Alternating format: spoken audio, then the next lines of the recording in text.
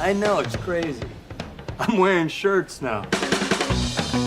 Hey, Marvel fans, Ryan Panagos, aka Agent M, here with the VFX supervisor of Marvel Studios Avengers Endgame, Dan DeLue. How you doing, Dan? Good, how are you? Very well. I would love to talk about the Hulk. One of my favorite reveals in the movie is when we see the new Smart Hulk. He's very classy, he's got great fashion sense, wonderful glasses. Where did you and the team start to look at developing this new look for Hulk? Well, we started with a couple different ways. We had, there's kind of the look dev.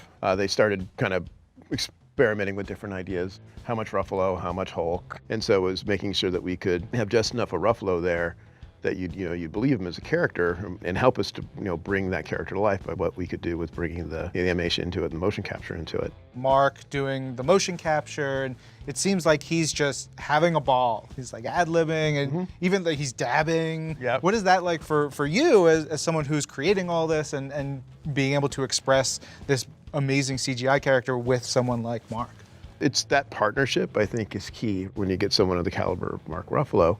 He can bring so much because he knows the character's journey through the films. You know how brilliant of an actor he is, and then suddenly he's bringing that to you. And then for the visual effects side of it, you want to be in a place that you have the artistry and the technology at a place that can actually incorporate that into the final visual effect. His face is so elastic, and his big cheeks, it's like you need to be able to get all of that. And kind of one, to get you out of the uncanny valley, and two, just to make realize that it's Mark. And kind of some of the first tests we did, and when we finally got all the software working, it's like magic. You've got him in the diner, and there's this one shot that's my favorite shot in the film where he's like, Hulk's there eating a giant stack of pancakes and eggs, and you've actually got the digital character, talking with his mouth full of food.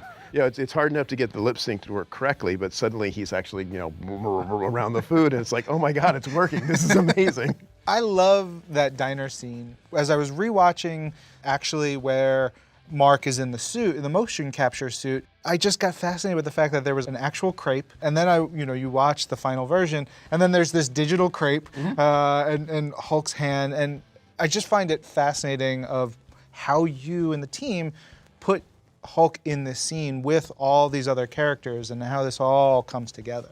The key to all this, making all this work, the biggest thing you can do is make the actor comfortable on set. They're in this giant helmet with a camera on the front of it and this crazy outfit that we use to be able to track it with cameras without. A lot of times people will try to do that just in like a motion capture volume that's separate from set. And if you can, you want to be able to put them on set with their other actors so they can listen to each other and play off each other.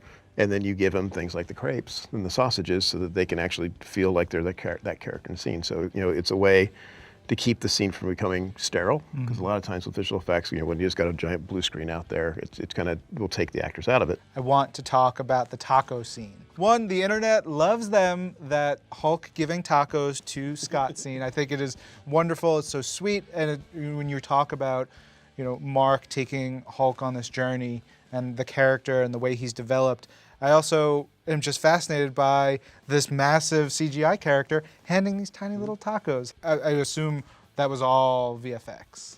Yeah, it was all VFX. We had, Mark on set, and he had real tacos that he could hand to Paul. Sometimes you'll get lucky and you can keep the real tacos. Sometimes you can't. With the case with Hulk, his hand's so much bigger than Mark, we ended up replacing them, and it ended up being this really sweet moment. When we're talking about the way that the Hulk has evolved, now we see our Hulk going back to the Battle of New York and seeing his more aggressive side out. How do you, as the VFX team, work with Mark to actually express the sort of reluctant Hulk? If you look at the different films, you go from the first Avengers to Ultron to Ragnarok, the Hulk model changed throughout the films. And so because we were traveling back in time, we actually just went back and resurrected the actual sculpt of Hulk from the first Avengers and started with that. And then when we started with Smart Hulk, we knew he was going to be, because of the merging of Banner and Hulk, he'd be a little bit smaller, right? So the Hulk himself, he's about 8'5". He'll slouch a little bit. If you compare him to Thanos, he's actually taller than Thanos, except when he slouches.